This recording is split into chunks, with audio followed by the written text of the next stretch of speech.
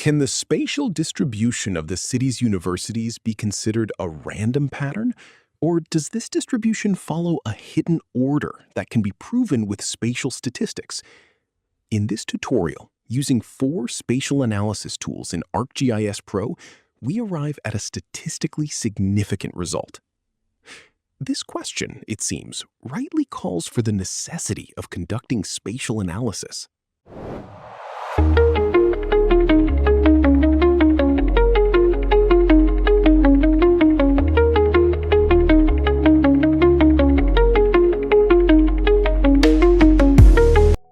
Step 0. Data preparation. All of our analyses rely on one simple prerequisite: correct data and proper projection. Required data. 1. Base map, the city boundaries, here the city of Pittsburgh. Point layer, the coordinates of universities. Both layers must use the same projected coordinate system, because if the projections differ, all distance tools will produce incorrect results. Step 1. Spatial center of gravity. In the first step, using the mean center tool, we calculate the spatial center of gravity of the universities, the point that represents the average location of all universities and the center of balance of this distribution. Required tool, mean center. In the top ribbon of the software, click on the Analysis tab. Inside the Analysis tab, in the Geoprocessing section, click the Tools button. Wait for the Geoprocessing pane to open on the right side. In the Geoprocessing pane that opens, there is a search box at the top. Type Mean Center in it. You will see the Mean Center tool in the results list below the search box. Click on the tool to open it. In the Mean Center tool window, Input Feature Class, the university's layer, points. Output Feature Class, safe path for the output, for example, uni_mean center. Weight field, leave blank, equal weight. Case field, leave blank, calculate everything as 1. Pressing Run creates a new red point on the map, the center of gravity. Output is just a single point from n universities to 1 average point. The coordinates of this point can be seen in the attribute table of the output point. Mean center is the average of the coordinates of all universities. This point is the center of gravity of the spatial distribution, meaning if we wanted to select one geographical representative for the entire set, this is that point. This point is, in fact, the baseline for comparison for all of the subsequent analysis. Step 2. Determining the radius of dispersion, standard distance. Now that we have found the center, or the absolute mean of the distribution, we need to measure how far the universities deviate from this center. Standard distance is essentially the same concept as standard deviation, but transferred from the space of statistical charts to the geographic space of the city. Its formula is as follows. The smaller this value is, the more concentrated the points are around the center of gravity. The larger it is, the more dispersed the points are from the center of gravity. Output: a circle centered on the center of gravity, or the mean center of the data, with a radius equal to the SD.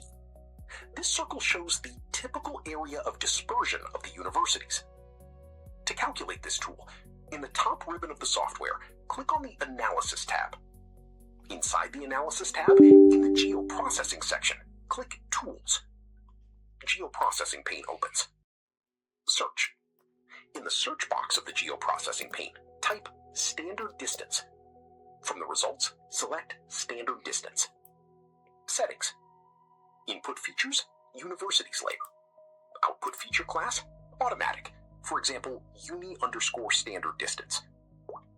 Weight field, leave blank, or use population weight if available. Circle size.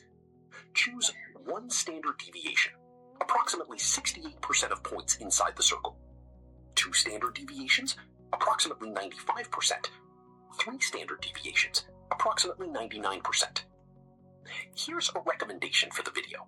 Choose 2 2 standard deviations, so that about 95% of the universities fall inside the circle. This gives a clearer visual result. Run. A circle appears on the map, centered on the same red mean center point. You can see the radius, standard distance, in the output attribute table.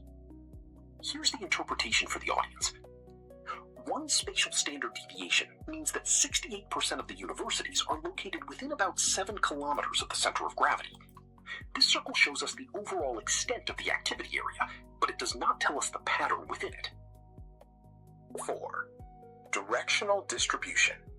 Data orientation. So far, we have identified where the center of gravity is located and how large the radius of dispersion is. However, a more important question arises. Is this dispersion uniform in all directions? Or are the universities stretched along a specific orientation, for example, north-south? To answer this, we use the directional distribution tool, also known as standard deviational ellipse. Unlike the standard distance tool, which draws a circle, this tool creates a directional ellipse. The output of this tool provides 3 key parameters. Rotation angle specifies the dominant direction of dispersion. Standard deviation along the major axis, x-axis, the degree of dispersion along the dominant direction. Standard deviation along the minor axis, y-axis, the degree of dispersion in the direction perpendicular to it. If the ellipse is elongated, it indicates a directional pattern. For example, universities are concentrated along a specific axis, such as the city's northern belt. If the ellipse is nearly circular, the dispersion is relatively uniform in all directions. In the top ribbon, click on the Analysis tab. Inside the Analysis tab, in the Geoprocessing section, click Tools. In the Geoprocessing pane search box, type Standard Deviational Ellipse. From the results, select Standard Deviational Ellipse. Input features, Universities layer. Output feature class, Automatic. For example, uni_standard deviational. Weight field, leave blank, or use population weight if available. Click Run. A directional ellipse will appear on the map. Comparing the circle, SD, and the ellipse, SDE, side by side visually demonstrates whether the university dispersion is directional or symmetrical.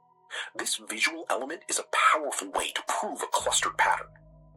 If the distribution were random, the standard deviation ellipse would be nearly circular. However, the significant difference between the two axes, 8826 versus 4358, shows that the dispersion is stretched in a specific direction. A rotation of 85 degrees confirms the east-west orientation of this cluster. Step 5. Statistical validation. Average nearest neighbor. Now that we examined the pattern of the university's distribution using 3 descriptive analyses, identifying their center, dispersion, and orientation, a fundamental question remains. Did this pattern occur by chance, or is there a meaningful structure hidden in it? The average nearest neighbor tool answers this exact question. It calculates a ratio. If the ratio is 1, the pattern is perfectly random. If it is greater than 1, the pattern is dispersed. If it is less than 1, the points are clustered. In the top ribbon, click on the Analysis tab. Inside the Analysis tab, in the Geoprocessing section, click Tools. In the search box of the Geoprocessing pane, type Average Nearest Neighbor. From the results, select Tools. Click on the Average Nearest Neighbor tool. Set the Input feature class to the Universities layer. Leave the distance method set to Euclidean. Make sure Generate Report is selected. You do not need to change any of the other settings. Click Run to execute the tool. This tool does not produce a new layer. It generates a report. In the result pop-up, click on the report file. This will open in a web browser as an HTML report. The ratio value is 0.76. Since it is less than 1, the points are clustered. The z-score is negative 2.23. The negative value indicates a tendency toward clustering. More importantly, the p-value is 0.025, which is below the threshold of 0.05. That means the probability that this pattern occurred purely by chance is only 2.5%. Final result? Check. Our pattern is clustered and is statistically significant. Interpretation for the audience. By combining these 4 steps, we reached an integrated conclusion. We determined the center of gravity of the entire study area. The circle showed the extent of the cluster. The ellipse proved the spatial orientation. ANN provided statistical confirmation that this pattern is not random. Conclusion: the distribution of universities in the city is concentrated in a statistically meaningful cluster with an east-west extension. This is the answer we obtained from a simple question using 4 scientific tools. Thank you for joining me throughout this tutorial. If you found it helpful, please give it a like. If you're not subscribed yet, hit subscribe so you don't miss the upcoming parts of our GIS analyses. And feel free to leave your questions or suggestions in the comments.